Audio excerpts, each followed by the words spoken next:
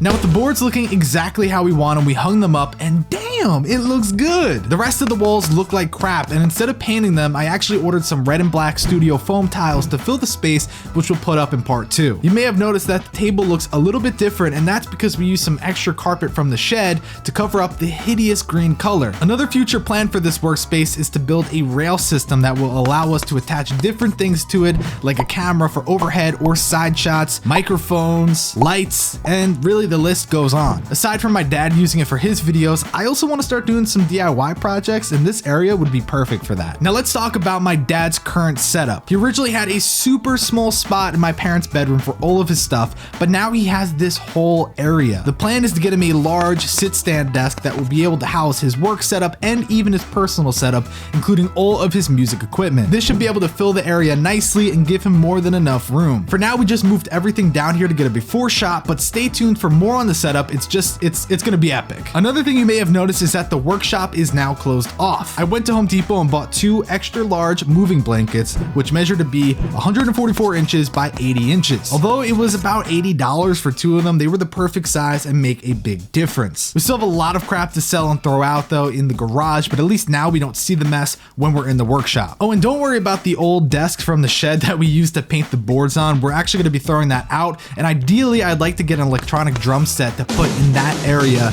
but you know, we'll see what happens. There's a lot of things left to be done in the workshop, and we'll be documenting the whole process. I really can't wait to get this place up and running for my dad. Hit this video with a like if you're excited for part 2, and also be sure to subscribe so you don't miss it. I'll leave a link to my dad's channel down below in the description if you want to subscribe. There's nothing there yet, but it's always good to be prepared. Thanks for watching. I'll catch you on the flippity flop. Oh yeah.